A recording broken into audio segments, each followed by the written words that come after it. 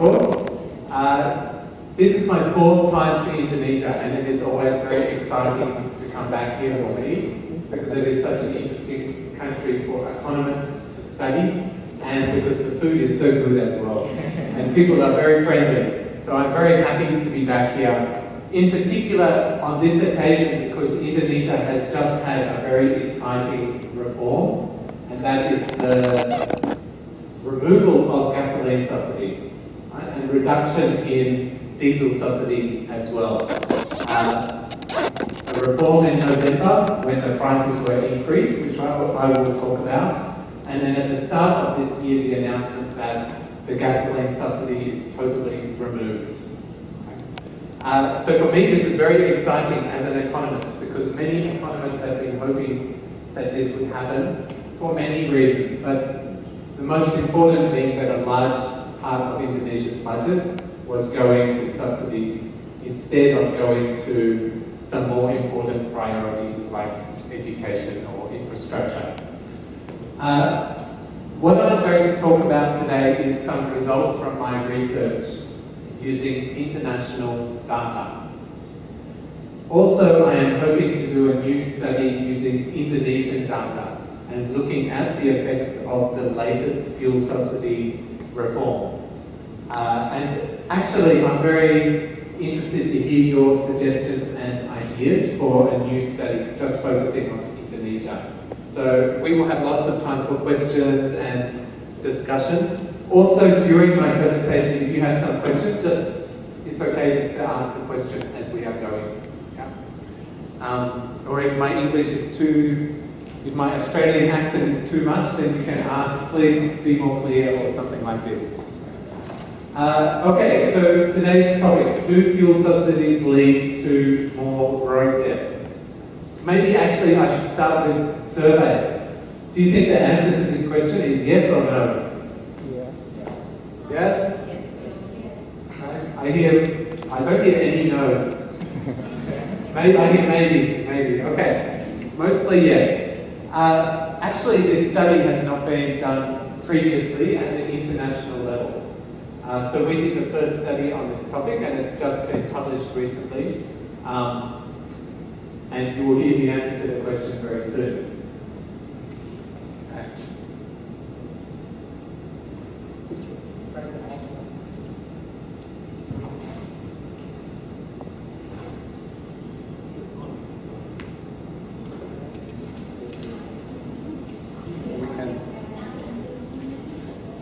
Okay, so first of all, let me start talking about Indonesia's recent reforms. So the latest reforms, first of all, actually was in 2013. In June 2013, the previous president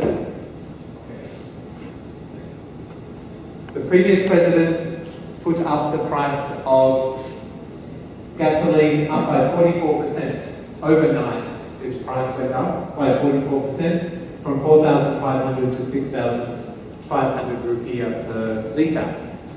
This is quite a big increase in the price, just overnight. As an economist, and there's many economists in this room, we should think a big price change like that should have some effects. We should see people driving less, because the price of driving is now higher. That should lead to less pollution from driving. Right? It should, because people will be driving less. This is quite a big change. I'm interested in my future study and looking at what were the effects of this. More recently, your new president has increased the price again. In November 2014, the price was increased by 31% overnight, okay? Increasing up to 8,500 rupiah per litre. So if we combine these two, then this is quite a big change in the fuel price in Indonesia. Even more recently, starting from the very first day of this year, there has been another change. And that is the gasoline subsidy has been removed, and now the price will move with the international price based on international oil price. Every month it will be revised, the price. That means it can go up or it could go down. In the first month, it has actually gone down because because the world oil price is now so low. And so the price in January is at 7,600 rupiah per litre. Okay. So this is just some background. Why is it such an important topic? One reason is that as recently as 2014, energy subsidies in Indonesia, they are just so big. So almost $1 in $5 of the central budget was going to gasoline and electricity and some other energy subsidies. This is quite a lot of money and was about 4% of GDP, just going to subsidies. Most of these subsidies go to people who are quite well off, not to the poor people. Why is that? Because people who are well off, they have a car, they have a motorcycle, they drive more because their income is higher. So these subsidies were not very well targeted at providing benefits for poor people. So now the picture can be very different because of the reform. This 19% will drop down to something quite low, presumably, in future years as a result of the reform. So what about my work? My work has been using statistical techniques with international data. I use data for 144 countries, which is quite a lot. It covers most of the world's population, more than 90% of the world's population, including Indonesia, of course. And I was examining some things. I was examining what happens when gasoline price increases. What happens to gasoline use, first of all. What happens to emissions from gasoline use, in particular emissions of carbon dioxide, which is the main greenhouse gas. What happens to those emissions when the price of gasoline increases? What about consumer choices as well? When they are buying new vehicles, what should we expect? If the price of gasoline goes up, what should we expect consumers to do when they are choosing a new vehicle? Can someone help me, please? They should choose more economic. Exactly. They should be going for a more fuel-efficient car because they are realizing, wow, we need to buy lots of fuel for the life of the vehicle. If fuel is expensive, then we should go for a vehicle that does not need so much fuel. And so that's what I was investigating as well, the effect on vehicle choice. And finally, a very sad topic actually is the effect on road safety, in particular the number of deaths from road crashes or road accidents. What should we be thinking here? I'm going to talk about that, and actually today I will focus on this last one of road deaths because it's my most recent paper. But maybe start thinking to yourself now, what is the theory? Why would we expect a change in gasoline price to lead to a change in road deaths? I will talk about it soon. As I mentioned, I'll be starting a project on Indonesia's fuel subsidy reforms and how they have affected some of these things, fuel use, emissions, hopefully traffic congestion, and hopefully road deaths as well. Maybe actually at this stage I will ask for a quick survey.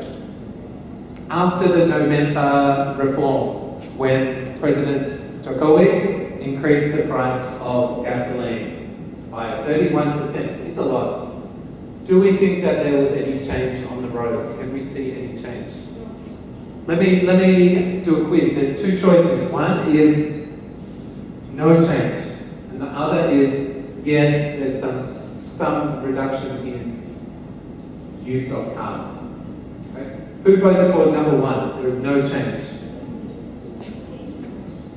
Okay, who votes for number two? There was some reduction. Who is not sure? Or whose arms do not like to move much? The rest is not sure. Okay, well that is a vote in favour of the first option, which was that there was not much, well, there was no change. Okay. So what are the people in the room who chose the first option? What are they thinking? You are thinking that the price elasticity of demand for fuel or for driving is zero. Right? That is what you are thinking in your mind that this is a commodity with perfectly inelastic demand. The demand curve is vertical, right? Okay, so that's now we're thinking, that's what really my study is, trying to work out what is the shape of the demand curve. Why is it interesting to find that out? It's useful for many things. For example, setting the optimal tax on gasoline or optimal subsidy as well. I will talk more about that later. There's many other reasons why it's interesting to find out about this demand curve. All right, but that's interesting that this room votes for price elasticity equals 0, right? A perfectly vertical demand curve. As we will see, the international evidence is different to that, right? The international evidence is that this is a typical type of demand curve that slopes downwards. All right, so let me firstly just introduce my results. These are from a few different papers, but let me just do a simple introduction. What do my estimates show? And actually my estimates are quite consistent with some estimates for the United States and some other specific estimates as well. I am yet to see a specific study for Indonesia, but maybe there are some actually. And if you have seen some, please feel free to email them to me. What is our result in terms of these outcomes? First of all, if the petrol or gasoline price increases by 10%, on average we typically expect to see a reduction in gasoline consumption of about 5%. And that is a long-run response, so that is not overnight reduction, but after some time, then we should expect, holding everything else constant, we should expect 5% less gasoline use. So this is therefore an inelastic relationship, right? Because the response is smaller than the price change. But it's still a reasonably sized change, a 5% reduction. So price inelasticity of demand of minus 0.5. Okay. What about for emissions? Emissions of carbon dioxide and consumption of gasoline, actually they are one-to-one, basically just perfectly tied together. So this relationship is the same, 5% reduction in emissions. How about consumer choices for vehicles? We find, using this international data, that if the price of gasoline goes up 10%, consumers do choose slightly more fuel-efficient cars, but also it is inelastic. The fuel efficiency of new vehicles improves by about 2%.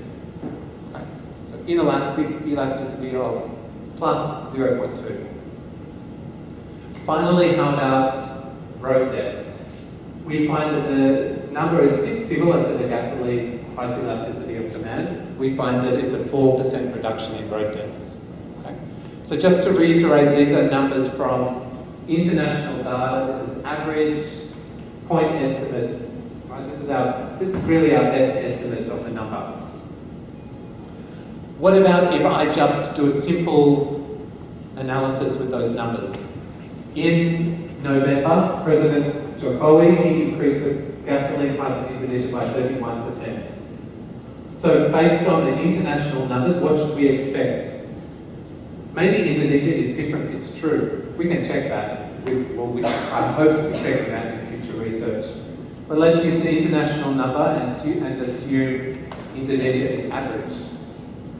In that case, what would we expect? We would expect that in the long run, Indonesia's consumption of fuel will be 15% lower. That does not mean 15% lower than November 2014. It means 15% lower than otherwise. Of course, income and population is growing in Indonesia, and some other things are going on as well, which will be continuing to increase the number of people driving and the use of fuel. So that is going on at the same time, but we expect that the increased gasoline price will mean, in the end, use of fuel won't increase as quickly, it will be a bit more slow. And in the end, it will be 15% lower than it would otherwise have been. Does that make sense? So we're not saying it will drop overnight, but over time, it will become lower than it would otherwise have been. Similarly, for emissions, they would be lower. Fuel economy of vehicles will be better, and road deaths will be about 12% lower, which is quite a lot of lives which will be saved each year. It's about 1,700 lives saved per year. These are estimates. There, of course, have standard errors around them, but that's the type of size that we are talking about. This one is actually just the same numbers, but in a graph. Some people prefer picture instead of numbers. So this is just showing us what would happen if there is a 10% increase in gasoline price. We should expect to see gasoline consumption fall. Actually, it's a bit more than 5%. Emissions fall actually a bit more than 5%. Road deaths fall by 4%, and new vehicle fuel economy, fuel efficiency improved by just a couple of percent, just a bit. All right, so that's just an introduction for a few of my papers, but now I'm going to focus on just one of them, and that's the paper on road deaths. Okay, that was what was the advertised topic for today, just focusing on this story of road safety. So what I am presenting is actually work which has just been published in this journal from the United States. It's work with one of my colleagues and my badminton opponent as well, actually, my friend Shuhei, who is Japanese. So we together, we got the data for all of these countries, 144 countries, because we were just interested really in this question. Is it true that oil price and gasoline price changes will result in changes in road death numbers? Actually, this of course is a very, very sad topic. I'm about to give some figures on road death numbers, but it's a very sad topic, so actually we found it quite sad to do this research. It's not really a happy topic for research, but we think it's important to do this research. So our question, just like in most research, the question should be a simple one, and then we just try to answer the question. And we try to use the best methods, statistical methods in this case, that we can think of. What is our question? Our question is, how many road deaths are avoided when gasoline prices increase? We're also interested in how many additional deaths happen when the gasoline price falls as well. That's our question. First of all, some introduction about this problem of road deaths. In a room like this, probably almost everyone knows someone who has passed away or was injured from a road death. Actually, it's an unfortunately common way of being injured or killed. Around the world each year, 1.3 million people die from road crashes, which actually is 2% of all people who die, which actually is quite a lot. When we think of all the different ways that end people's lives, this is 1 in 50 of lives which are ended. Around the world, this is the number 9 cause of death. The World Health Organization has a lot of data on how people lose their lives. This is the number 9. Number 1 is heart disease, number 2 is stroke, there are some others. Number 9 is road crash. For people, I can see lots of people who are in this age group, in the 20s, 15 to 29. Unfortunately, I am not in this age group anymore. I still wish I was in this age group. For the people in this age group, this is the number 1 cause of death in the world. Right? So this is very serious. This is killing people who are in their best years of their lives and who have lots of potential.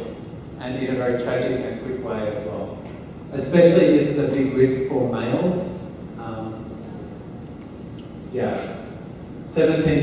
almost 1 in 5 males of that age who pass away due to a road death. For people in my age group, I will not tell you my age, but I am in this range somewhere. People in my age group, this is the number 2 cause of death in the world. Number 1 is HIV/AIDS, especially in Africa, of course, but every country in the world has HIV/AIDS. Yeah. So number 2 cause of death for people in that age group. Where are these deaths happening? Most are happening in middle-income countries like Indonesia.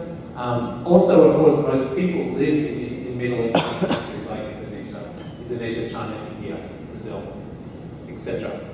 80% of road deaths are in middle-income countries. So it's more than the share of population in these countries.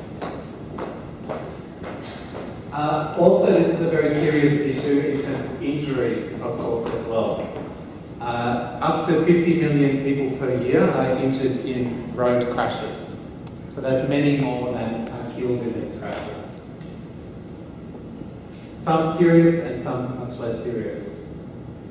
And unfortunately, the projections are that this number is going to keep increasing and increasing. So currently 1.3 million people per year pass away in road crashes, but the World Health Organization predicts that this will increase past 2 million. Okay, so the number is increasing quite quickly. How about Indonesia? I'll show you some more data on Indonesia, but here's the total number. In Indonesia, around 42,000 people per year are estimated to be killed in road crashes so that's each year. That's a lot of people. That's one whole football stadium of people every 12 months.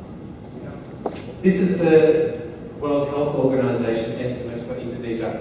Actually, there are some different numbers, and the Indonesian reported number is lower than this, about 30,000 per year.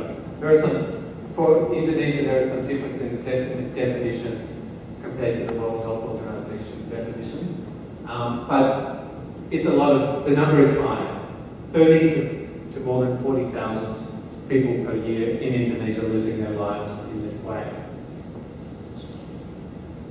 All right, let's have a look at some of this global data. Okay, the data tells some of the story. In this first graph, let's have a look at some of the road death rates. Okay. These will be per 100,000 population per annum. Okay, that's how we standardize road death rates. How about for the world as a whole? The world average is that there is 18 people losing their lives in road deaths per annum. 18 per 100,000 population. Maybe before I go through the numbers, try and predict which countries will have high road death rates and which ones will have low road death rates. We will see some countries. LIC is low-income countries. These are the poorest countries. Low-income countries actually are on the world average, 18. Middle-income countries, Indonesia is in this group as a middle-income country. Is above average, is 20. How about high-income countries? High-income countries actually used to have a very high road death rate. Used to be higher than the middle-income countries now, but have put effort into reducing this rate a lot. And there are various reasons, but now high-income countries have a road death rate about 9. But there's lots of variation. Let's have a look at some of it. US is 11. It's higher than other high-income countries.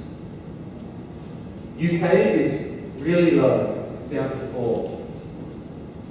My country of Australia is 6. It's not too bad.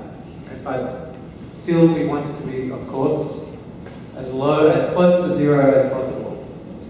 China is above average. India is above average as well. How about Indonesia? What do we think? Indonesia is right on the world average. These numbers there is a little bit of error in these numbers. These are not actually totally precise.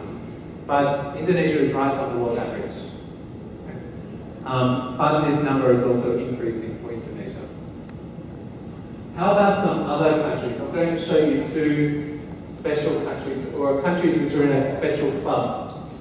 First of all, Iran. Iran's road death rate is very, very high, 34. How about Venezuela? Please try and have a guess. Why am I showing you Iran and Venezuela? Let me explain the difference. Venezuela is 37, but they have among the most dangerous roads in the world. Who can think of one thing which is special about Iran and Venezuela? Gasoline is cheap. They are both big oil producers. They export a lot, and also they sell their oil at a very, very low price. They sell gasoline at a very low price. In other words, they have big subsidies. Yeah. You can see I'm a lecturer. I ask many questions. What do you think the gasoline price is in Venezuela? How about, can we have a guess in cents per litre? US cents per litre. $50. Sorry? $50. $0.50 per litre, 50 cents. Any other guess? It's 25. 25 cents per litre. All right, it's on the next graph. I'm not going to show you. We can wait for it. Let me tell you now, though, it is cheap. Okay. Whereas some of these other countries, like the UK, they have a very high gasoline price. Yep. US has a lower one, and that's part of the reason why its rate of deaths is higher than other high-income countries. All right, this second graph is going to answer my question about Venezuela. Let us have a look at average gasoline price for some different countries. First of all, Venezuela. The unit here is US cents per litre. Okay. Venezuela is 2 cents. 2 cents per litre for gasoline. Anyone want to move to Venezuela? So they have the largest fuel subsidies in the world. Like many things, there are some good things and bad things about fuel subsidies, but altogether, economists think that it's definitely not a good idea. And in particular, Venezuela has a big budget deficit, it has many problems fiscally, and its economy is not good. And quite a lot of it is to do with some pricing policies that they have. Venezuela's price is 2 cents. Remember, it had very high road death rate as well. Libya, 12 cents. Saudi, 16. These are countries with big subsidies. That means they're pulling up the oil and they are refining it to gasoline and then selling it at well below the world price. They are missing out on revenue they could have got by selling it to other countries. Indonesia in this year had 4,500 rupiah per litre, which in that year was 47 cents. Right? So Indonesia is in the club of subsidizing countries. USA was almost $1 per litre. China, 137 cents. Australia is very similar to China. How about the UK? Dr. Brown has studied in the UK. I'm sure you know that the price is very expensive there, right? Yeah. Everyone notices that it's very high. What is the UK price? More than $2 per litre. How about Netherlands? $2.33. One thing that is interesting here is this is a tradable commodity. Gasoline is basically just gasoline. Right? If it's at the same octane level, it's basically just a convertible or tradable commodity. For a tradable commodity, we should expect that there should be law of one price. There should just be one price. Because we can trade it and arbitrage should see the price just come to one world price. Let me ask another question. What is the reason for the big differences here between countries in terms of the price? I've already actually said it. There is a few reasons. One is that there might be some transport costs of getting the gasoline to some countries. The main reason for this difference is subsidy and tax policy. Venezuela has a big subsidy. Netherlands has a big tax on gasoline. And most countries have taxes on gasoline. But UK and Netherlands have particularly big ones. We should probably expect that these huge differences in prices will lead to some quite big different outcomes in the road sector. How much people are driving, what type of cars they choose, and things like this. And when we look at the data, we can see these big differences. Let's keep looking at some more data. In this graph, I am going to show all of these countries, that is 144 countries. X-axis is gasoline price, and this is for the year 2010. Y-axis is road deaths per 100,000. So it's combining the previous two graphs actually.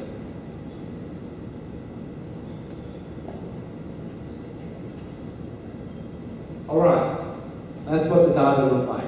This is just a cross-section picture of the data. What can we see from this figure? We can see two things. Number one is that there is a negative relationship on average. The trend line is downward sloping. That means that higher price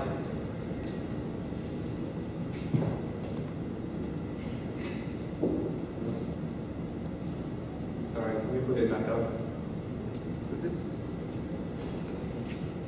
Okay, might not use later. Okay, let's look at it again. We can see two things. First of all, higher price is associated with lower road death rates on average. Yep. So for example, we can see that NLD is Netherlands. Netherlands has a very high price for gasoline, and they have a very low road death rate. Yep. Whereas we can see Venezuela. Venezuela is VEN, right in the top corner.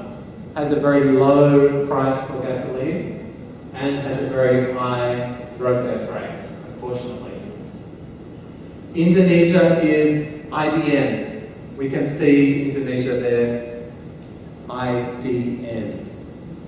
It's a country that has a pretty low gasoline price. It's in the club of subsidizing. But its road death rate is not as bad as some other countries. That's true. So the first thing we can see is altogether there's a negative relationship.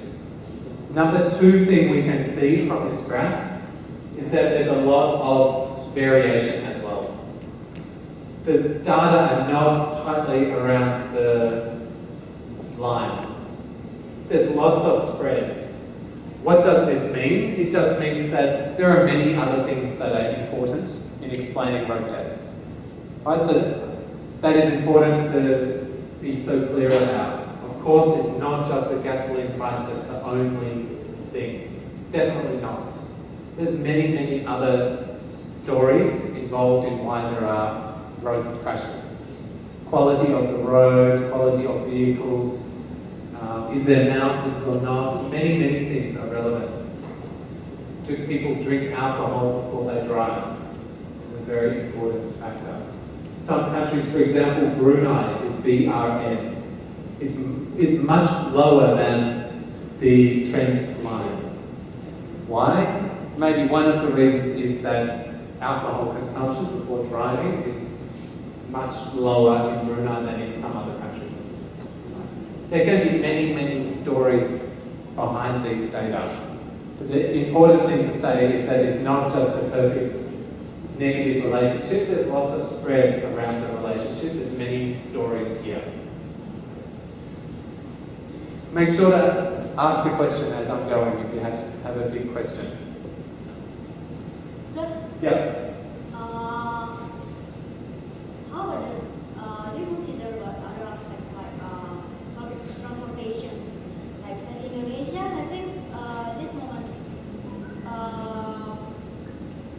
why people choose not buy new vehicle because I think there are improvements of the public transportation like motor line and others.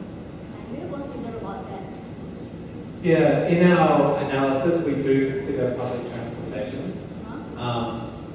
So in particular, we control for use of train and also aeroplane as well. That's not public, but there's another type of transportation, it's aeroplane as well. We control for that. But that's true. Considering how much availability of public transport is very important for understanding this. For example, in Indonesia, if there is not many alternative options for traveling to Jakarta, then that might be relevant for this. Right? That's true.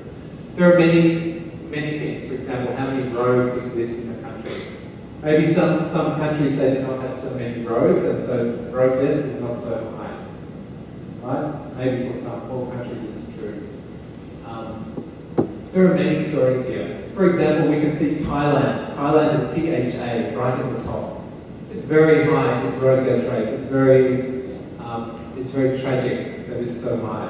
Why is it so high? I'm sure there are many reasons actually. One might be consumption of alcohol before driving. Right? But there are many stories here. What we are trying to do in this paper though is just to answer one question and to answer it very well, and that is the question of what is the relationship between gasoline price and road deaths. And so we need to use a statistical technique that will be able to answer that question properly without confusing the answer or getting the wrong answer. Yeah? So I'll talk more about our technique very shortly. Any other question while we have the big graph up? Okay. Sir? Yeah. So this is actually from my point of view. As you see that the Netherlands, the gasoline prices are very high. But it's also because of the culture itself. They do cycling all over the places, from Amsterdam to Hilversum or something like that. And they are very, how do you call it, they are very eco-friendly as also like that. But then, I mean, so if you implemented this in Indonesia, is it possible? Because you see, if you see the roadside, that you cannot even walk. You cannot even walk. It's very, very absurd that you have to go by, you know, sometimes that you cannot even go to the busway with the carrying out the luggage, everything. And I mean, is it possible in the future that Indonesia is a developing country with the, now we are entering the system of Asian economy open market, you know, like China and the Meiji Restoration by Japan people. But then, is it possible that Indonesians can also, you know, implement this kind of transportation, and then the road death is going to be gone for good? Because you see, it's also the culture, the selfless person and everything, the system. Well, yeah. I mean, these countries, the point is quite right. These countries are very different from one another. Netherlands and Indonesia, as an example, are very different from one another. You mentioned bicycle riding. I mean, one reason there is so much bicycle riding in the Netherlands is because the petrol prices, gasoline prices are very high, right? So it becomes cheaper just to ride a bicycle. But also it's culture and provision of infrastructure as well. These things are all important. In terms of our statistics, we take these things into account as best we can. Not perfectly, but we try to control some of these factors. Your question was, is it possible for Indonesia to try to become a bit more like a country like that? Yeah, sure, why not? But it takes some time. But some things for sure, infrastructure and getting prices right as well. If you have huge fuel subsidies, I think becoming a bicycle society like the Netherlands is not so likely. Yeah. But let me keep going now. How about previous studies? I'm not going to talk about them much. There was some studies for the US, quite a few studies for the US on this topic of the effect of gasoline price on road deaths. They find that road deaths drop when the gasoline price increases. The result is quite similar to ours, but just for one country. They were just looking at US, or even they were just looking at one state in the US, like Mississippi, there was a study. We are not aware of any previous international study on the topic. How about some theory? This is not much theory, but let's just talk about why higher gasoline prices would lead to fewer road deaths. The main channel is just a reduction in driving. When the price is higher, people in the short run, but definitely over the long run, will drive less. If the price is higher, then we might decide, okay, I will catch the train to work every day instead of buying a car. Or I will move to a house which is close to my work to avoid having to travel far. Whereas if the price is low, then we can live further away, we can drive more. It's not as much cost to us. So that really is the main channel, that first There are some other potential channels as well. A higher gasoline price might also reduce the number of deaths per kilometre travelled.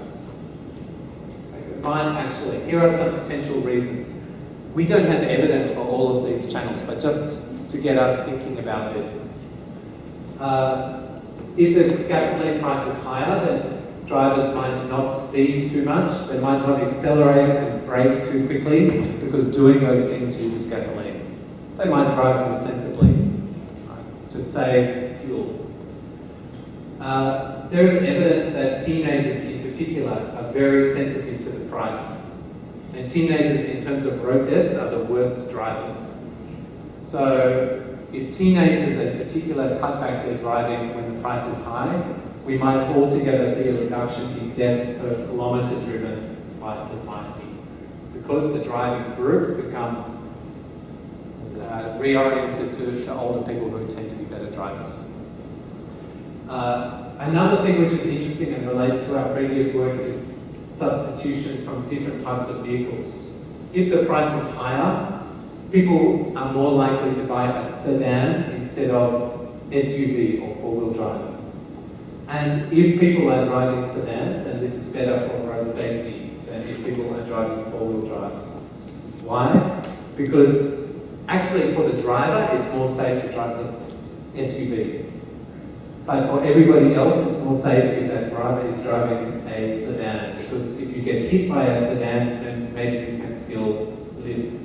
But if you get hit by an SUV, then it's very, very serious, right? And in total, it's more dangerous for the society if people are driving big cars. So that might happen. As the price goes higher, people will move to more fuel-efficient cars which are smaller and which are safer altogether for society. There are some things which might tell the story in the opposite direction. There are some things. For example, if the price is higher, then that should lead to a reduction in road traffic congestion. And then maybe people who are still driving, they can drive quicker, and if they are driving quicker, then they have more chance of having a bad accident. It's possible. Also, it is possible that when the price is higher, people will substitute towards motorbikes or ojek, right? So motorbike taxi or something like this. People might do this because motorbikes are more fuel efficient. Also, we know that motorbikes are the most dangerous form of vehicle, road vehicle. So if that happens, that could lead to more deaths. For the USA, there is good evidence of this actually. When the gasoline price goes up, total road deaths goes down, but road deaths for motorcycle riders goes up. For that subcategory, it goes up. For our study, we don't have road deaths by motorbikes and all the different categories, we just have total. All right, I met some people here who love statistics. Okay, so today I'm not going to show much on statistics. I just keep to the graph and the conclusion and some words. But on popular demand, I include just a little bit on the statistics. Okay? What is our model? Actually, it's quite simple. Our dependent variable is log road deaths, okay? And this is aggregate road deaths for each country. C is an index for country, and T is time. We have a panel of data. G is the gasoline price. All these variables are log, so that we can interpret the coefficient simply as elasticity. Our modeling demand, we know price and income should be in there. Right? Income should be important, we include it. We also include population, because higher population should lead to higher road deaths. Of course, USA has more road deaths than Australia. We include a whole lot of other controls in some different estimations. So we have a whole lot of other things living in this vector called X, which is the control variable set. Here are some of those controls. We control for land area of the country. A bigger country, we have to drive further to visit our relatives. Maybe it's relevant. Road distance, are the roads paved or not? What about the speed laws? We control for speed laws in urban areas and rural areas as well. What type of cars people have, the share of the population who are in the age group 15 to 24 who are risky drivers. We control for rail use, aeroplane use, some institutional factors like corruption, and a few other things like urban population. We also control, in some estimations, we control for country fixed effects. These help to remove things like culture and time invariant factors which might be relevant for road deaths. Things like mountains. Does the country have mountains or not? That would be a fixed effect and would be picked up nicely by our use of a country fixed effect. That's just a country dummy variable. Also, we include year fixed effects as well. There might be some trends over time in global road deaths. We control for that. Okay. And then, of course, there's an error term as well. How about our estimation approach? If people are interested, I can talk more about this later. Let me here just do the introduction and then get to the results and conclusion. Our goal here is just this one. We just have one ambition: to obtain an estimate of the long-run gasoline price elasticity of road deaths. We want to know how do road deaths change when gasoline price changes. We do a whole lot of estimation approaches. One is cross-section across the 144 countries. Then we do pooled, panel, ordinary least squares. We do a fixed effects estimation. Between estimator, which is a useful estimator for estimating long-run effects. Instrumental variable estimation. Actually, this is a big part of our paper. I might not talk about this unless people ask a question about it later, but it's quite an important part. We estimate a few other models as well, distributed lag and something called a negative binomial model. Okay, let's move on from method.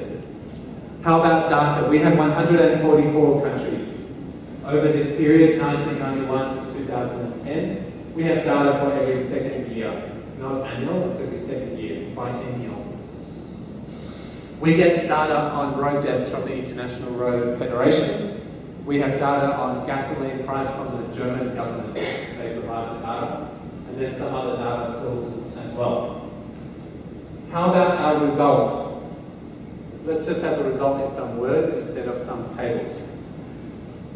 We find that the average long-run reduction in road deaths from a 10% increase in gasoline price is between 3 and 6%. Before I said 4%.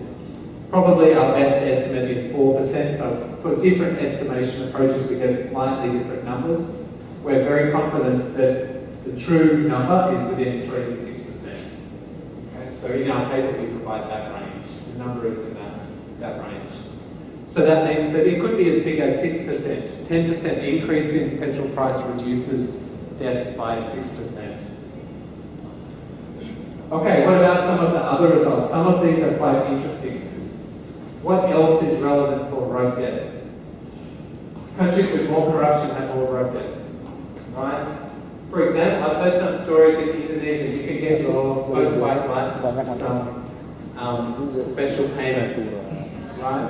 This type of thing is not so good for road safety. And it's interesting that in this international data, we can see that countries with more corruption have more road deaths. Countries that enjoy alcohol too much, they have too many road deaths. It's a really strong effect in the data. Just countries that drink more alcohol have more road deaths. Countries that have stricter speed limits, that means they have 40 kilometers per hour or something like this, they have fewer road deaths, which makes sense, right? Of course, if we are traveling slower, we are at less risk of having a bad crash. Countries that fly in an aeroplane a lot, they have fewer road deaths, which makes sense. Some of the travel is happening not on the road, but in the aeroplane. Also, income is relevant. For developing countries, then road deaths tend to increase. But in rich countries, the road debts tend to decrease actually because we invest a lot of money in safe roads. It's quite expensive. All right, what do we do with our results? We are interested in public policy. What can we use the result for? We thought about this issue of gasoline subsidy. Globally, how big are these gasoline subsidies? Around the world, every year there is about $300 billion per year spent on oil subsidy. This big, that's a lot of money. We asked this question: if all of the countries with gasoline subsidy were to cut the subsidy totally, get rid of the subsidy, what would happen to the road debts? That's our question now. So Indonesia, Venezuela, Iran, if they all reform, what would happen? In particular, we said, what happens if they all go to the US price?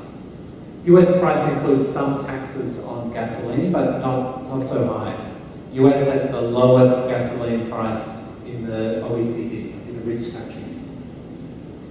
So that is the situation. We're going to ask, in the 23 countries with gasoline subsidies, what happens if they get rid of them? What happens to road debts? This is our answer, this number. If all these countries got rid of gasoline subsidies, there would be about 35,000 road debts avoided each year, which is a football stadium. Or basically it's the same as all of Indonesia's road debts in the year. That's a lot. To me, that's a lot. Of course, as a share of the global population, that's not a lot. But to me, that's a lot. A football stadium of mostly young people, that's a lot of lives. Where would these reductions be biggest? Here is the data. Iran would be the biggest, 10,000 lives. Venezuela, more than 5,000. Indonesia is number 3, 4,500. Indonesia does not have the third lowest petrol price, but Indonesia's population is so big that the life saving can be quite big, 4,500. We can see the other countries as well. Libya, all the way down to some countries with small savings. If we add all of those up, we get 35,000. So we think this is quite a powerful result, that subsidy reform can save lots of lives. There are many reasons to do subsidy reform. To save money, use the money better, reduce pollution, many things, but one of them is road debts. Okay, I'm almost finished. A couple more slides, and then I'll hand over to Dr. Graham. First of all, I have a question. I've asked this question sometimes. No one has ever said yes. Do you know that this decade is the decade, the United Nations decade, so the whole world, of action for road safety? Anyone say yes? Okay, this is a big special decade apparently of the United Nations. They have many programs and projects to try to reduce road deaths. I also did not know that this is a decade until finally I read about it. That means the global community this decade is coming together to try to reduce this problem of road deaths, because it's really serious actually. If we read the United Nations plans for this decade, then we can quite quickly tell that no economist has been involved in writing this plan. There is nothing to do with economics at all. It is all about we must improve the road, we must improve the vehicle. Actually, these ideas are quite good, of course. But it is also clear that economics has not been consulted at all. So either that means economics is irrelevant for this big public policy issue, or maybe they should have invited some economists. What do I think about this? So the plan does not mention anything about subsidy or price or anything like this. From our study, we just conclude one simple thing, that reductions in fuel subsidies could play a big role in achieving the goals of this action plan, of this decade of action. And also in some countries, increasing the gasoline tax, fuel tax, can also play a role. It's quite a big contribution, 35,000 lives from subsidy reform. Okay, finally, let's just turn to Indonesia again. We started on Indonesia, now let's end with some Indonesia. There's lots of interesting reforms. Indonesia just had the biggest reform to fuel subsidies in the world for recent years, actually. So, for researchers like me, it is quite interesting. What are the effects of this reform? We know some of the effects. It saves money for the budget. It increases inflation for a little while, but then that effect will stop. We know some effects, but we don't know some of these road sector effects. Will it affect road deaths? Will it affect pollution, etc.? Our results in this study and our previous studies are quite relevant as Indonesia transitions away. Most countries that had subsidies, they transition towards having fuel tax. And most countries actually have fuel tax, like my country, Australia. Your country, Indonesia, also has fuel tax. You have VAT and you have some small fuel tax that goes, the revenue goes to the province of about 5%. But most countries, of course, have higher fuel excise. We saw Netherlands and UK very high ones.